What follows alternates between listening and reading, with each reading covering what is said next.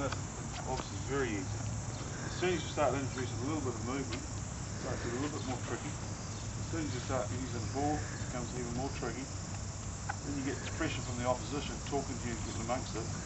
That's when, obviously, everything people have learned just goes out of their head. And you do it with your teams, and you'll see what happens. Okay, we'll just do a couple backwards. See if you can identify any areas where we're weak right now. This is what you have to do.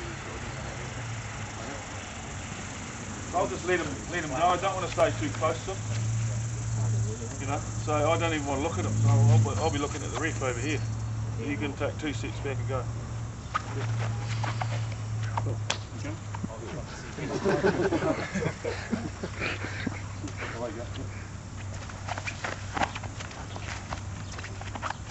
Okay, so it's very easy there. Okay. Just put yourself not to do that. Okay, you're not to do that.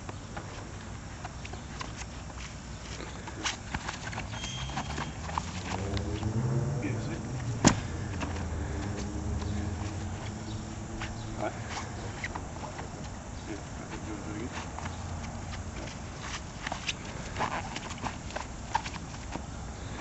Good. So that's a test to let the front guy go. He can hold him there without any bloody strain, or it's not a test of bloody strength, because it's just a test of lowering someone there on a static position. Because I didn't get him up, because I can't get him up. I'm not strong enough to get him up with my arms. Okay? Not stuffed. Unless you get 5 metres out and you want to, drive them over and go that way. But 9 times out of 10, tend to paint a glass there and go up the side of it. And what they do very well, which we can sort of learn from, is if I was to throw straight down here like that, referee will pull it up not straight. So everyone line up on the line there, exactly. Yeah, if the ref's standing at the back here, standing anywhere, if you were to do that, you'd probably pull it up not straight. But if the actual jumpers were standing out slightly, this is what they do. And psychologically, because these guys are moving in, they don't pull it up not straight. But if you're standing here, throwing here, they'll pull it up not straight, even though it's exactly the same shape. So they're standing out a bit, and they jump to that pane of glass and up the side of it. What that actually does, it makes it impossible for us to get the ball. Because Matt Field and a big bloody Oscar on prop, they're 6'4" and 6'7", and they're doing that, and that's the height of their jump. It doesn't matter if they're 6'5" and 6'8" there. If they're leading from here, there's still a metre gap. And like I say, that angle there, you cannot get the ball. It's impossible. Does that make sense, Okay? But what I want you guys to do for me, because I want you to stay there, and I want you to commit to there, then go up. So it gives me an equal opportunity to get the ball, yeah? But as soon as the buggers start doing that, you just know you're in for a shit of a good day. Because it's so freaking hard. You've got to cheat like crazy across here. So everyone has to cheat together. You've got to crab the line of the refs there. You've got to keep creeping. And if you leave from here and get them up, you've got to take the guy over. You'll be too slow. Does that make sense? Yeah. So you've got to cheat the line and get your foot across there. You have to go up, and these guys have got to come up with you. And another way of doing it, if they do that, is just getting this guy and throwing him into him, and the ref can't pick you up for that. So it's a friggin' hard thing to defend. When you're getting a 6'5" and a 6'8" there. Legally, he's still in the line out, isn't he? Because he's got 1 foot in the line out. Yeah, he's in the line out. Yeah. So they might do this, and they go, oh shit. They'll jump to there, and the ball's coming down there. Ref sees the guy jump in, so he's never going to call it not straight. But to cover that metre, it's impossible. Yeah. So if they do that to you, you want to cheat like crazy. Like, come across, and the ref tells you, come up and come back. Might give away 1 penalty, but you've got to push the case. You know what I mean? So, I believe the guy, if my opposition's here, should be. You see a lot of guys still do this with their body like that, but their peripheral vision is here. Can't see that. But my bum's still available for a lift there, isn't it? I still do that. It's still available the exact opposite way. Then I do that. My peripheral's here. I don't need to see there in the line out. So if you stood that way, it's still available for a lift. But now looking that way, I can see there. So I can see the guy that's coming around here. As soon as a guy sees people do that, you know it's on there for that call to come around in the back there. Unless this guy's doing that, you can't see back there. So I'd encourage the guys that are defending to face in, okay? And not to stand tall. If you're trying to defend a guy, it's actually to get down in a jumping position ready. Like this, because the first thing you're going to do to jump is to do that. When you see a guy defending you, he's got straight legs like that, you just know you can have a crack at him. Because when you're going up, he's going down. See? So the first thing, unless the Aussies do it very well, where they can jump straight-legged, and it's a very unusual, weird feeling for a jumper to jump straight-legged. But if you're defending a guy that was doing it to you, you have to do a lot of work on it, and it does work. You can do it, but it's a very abnormal way to jump because your hands are there. You don't want to go like this. There, let that guy go, and then because you're always going to be last. You have to jump straight-legged like that, and it's straight up. But if I was defending a guy, these are fundamentals again. I think you should not let this guy get any further. You must always be here in front of him. Okay, no matter if he goes forward or back. And a lot of times when guys go back here, the jumper on this side will ball watch. As soon as he, like if you just go, if I'm up here doing this, okay, I've lost him there. If I turn around like this, then I get down and pull my stomach in, and then just like that slide. Don't cross your feet, just slide, and you pretend to jump whenever you want. It's here, go, wherever you want. So, it's easy to follow him. It's just like a game of cat and mouse. So I'm just going with that, and I can go from here. Okay. The throw the ball before the jumper now takes a lot of that out. Yes, it does. Yeah. What's your suggestion for that? That's where this guy has to make a decision. If he knows a team does that, then he has to ball watch.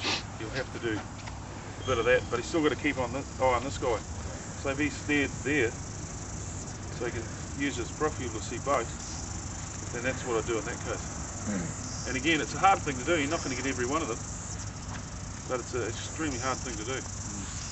Does everyone know about what he's just saying? Some of the backs might know. Do you want to explain it? I guess because what Robert's theory is the defensive jumper goes off movement. What line has to do now is they throw the ball before the jumper moves. Yeah. So the ball's on its way, then the jumper's up to catch the defender out. Yeah. Does the backs understand that? I won't through it out. Do you want me to explain it again, or? Did you nominate a ball watcher? What's that? Did you nominate a ball watcher in the lineup?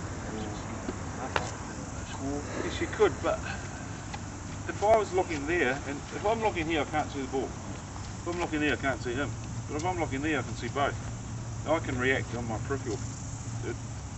So I should be able to see what's going on here. And you get some smart guys that'll do that.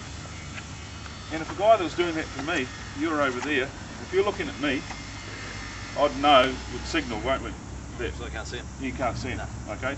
So that's a throw, it's just coming over like a zero body language. It's coming and coming, I want him to watch me. It's coming, and then I just go and intercept it. Okay? But if you're obviously ball watching there and facing that way, then that helps me. Then I can lose you on the ground. Okay? Does that make sense? Yeah, totally. Yeah. But if you're like that and had your hands pointing at me, and even, you know, slapped me like that or getting amongst it, and I knew you were focusing on both, it puts pressure on him and it puts pressure on me to make a decision. The guy that gives me one option to do, it's a lot easier for me. Does that make sense? It is, as a jumper, it's a game of frigging cat and mouse. And if the call's been made, and it's been made a front throw here, and this guy's sitting there, and he's watching me, the pressure on me is quite high. Okay? So that's where you've, the more pressure these guys put against you, the better. The last thing you want him is just sitting there doing nothing. Okay? Any questions on it?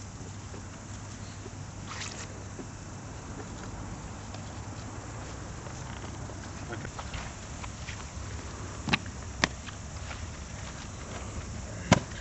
This if we're trying to drive them back that way. And I'm rushing over things here, so it's not a hell of a lot of time. If I've got them up here, there, I'm in a position of weakness. There. Position of weakness, position of weakness.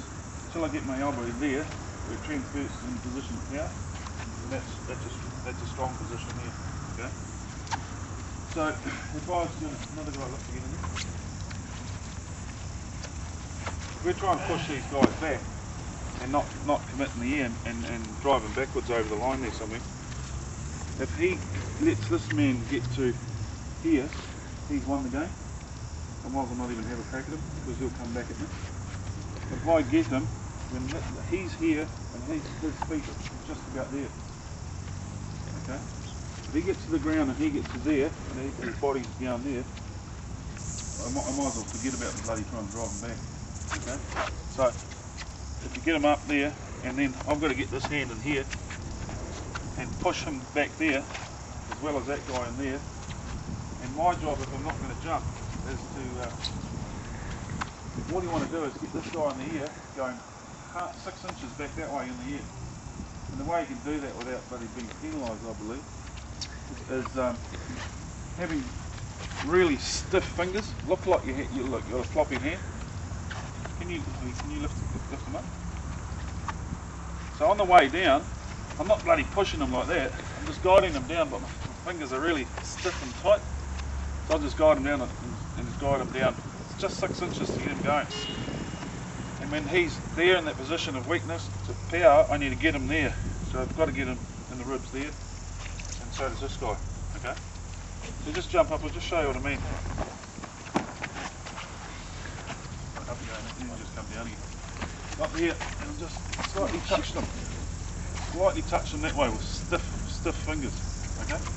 And that'll get him, and that'll get the drive started on the way back. You know, I can't emphasise that enough either. Once he gets to there, it's like a scrum, isn't it? You'll never get him going backwards. But you can really turn the team round. Any team, no matter what.